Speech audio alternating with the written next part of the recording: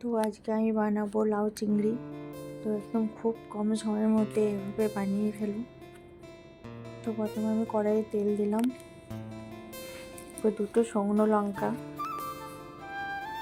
ফোড়ন দিয়ে দিলাম, একটা তেজপাতা,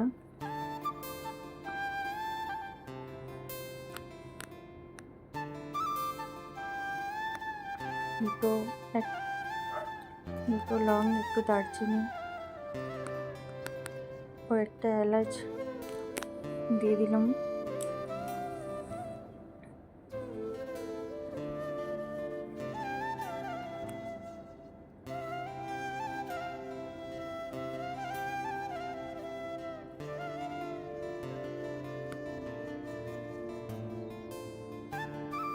এবারে গরম মশলাটা একটু ভালো করে ভেজে নিতে হবে, একটা সুন্দর ফ্লেভার বেরোনো পর্যন্ত। তো আমার এটা ভাজা হয়ে গেছে। এরপর আমি দিয়ে দেবো এখানে পেঁয়াজ বাটা 2 চামচ, এখানে দেবো আমি আদা বাটা, রসুন বাটা, কাঁচা লঙ্কা বাটা।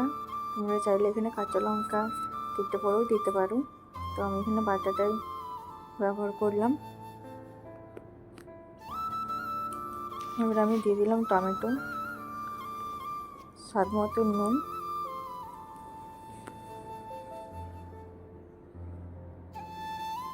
তোমরা টমেটোটা পেস্ট করে দিতে পারো, তবে আমি কুচিয়ে দিলাম। এবার দেব হলুদ গুঁড়ো,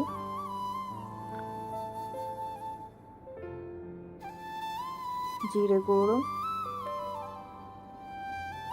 ধনে গুঁড়ো,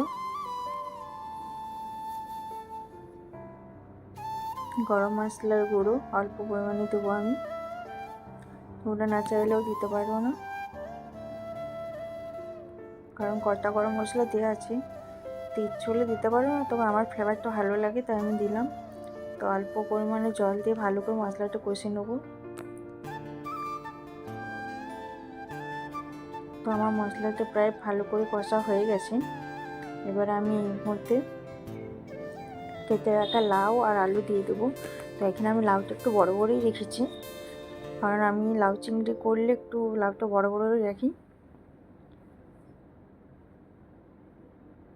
তো আমি এখন সবজিটা ভালো করে মশলার সাথে কষে নেব। তো আমার ভালো করে কষা হয়ে গেছে। এবার এটাকে আমি ঢাকা দিয়ে কিছুক্ষণের জন্য সিদ্ধ হতে দেবো। আমি কিন্তু এখানে কোনো রকম জল ব্যবহার করিনি। তো এখানে আমি চিংড়ি মাছটা ধুয়ে পরিষ্কার করে নিয়েছি, এবার ভেজে নেব। তো আমি অল্প নুন আর হলুদ দিয়ে চিংড়ি মাছটা ভালো করে ভেজে নেব।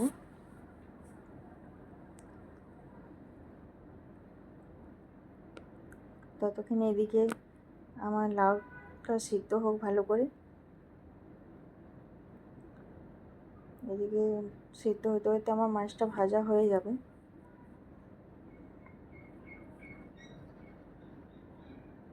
কারা কারা এরকম লাউ চিংড়ি খেতে ভালোবাসে অবশ্যই জানিও।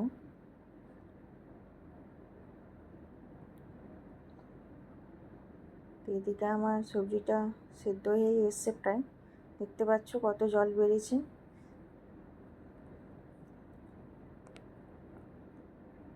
তো আমার চিংড়িটা ভাজা হয়ে গেছে। তো বেশি ভাজবো না, কারণ বেশি ভাজলে ওটা শক্ত হয়ে যায়। তো আমি হালকা করেই চিংড়িটা ভেজেছি। তো এদিকে আমার লাউ তরকারিটা রেডি হয়ে গেছে। তো উপর থেকে আমি চিংড়িগুলো দিয়ে দেবো। চিংড়িটা দিয়ে নেড়ে চেড়ে এর উপর আমি অল্প পরিমাণে ধনেপাতা কুচি দেবো।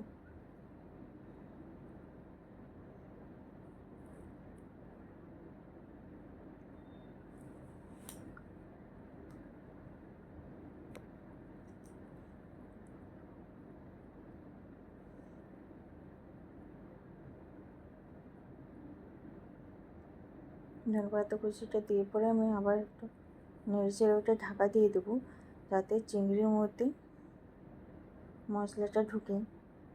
তো বেশিক্ষণ রাখবো না অবশ্য, কিছুক্ষণের জন্য একটু চাপা দিয়ে রাখলাম। একদম লো আঁচে রাখতে হবে। তো আমার লাউ চিংড়ি রেডি। তো কেমন লাগলো আমার রেসিপি অবশ্যই কমেন্ট করে জানিও।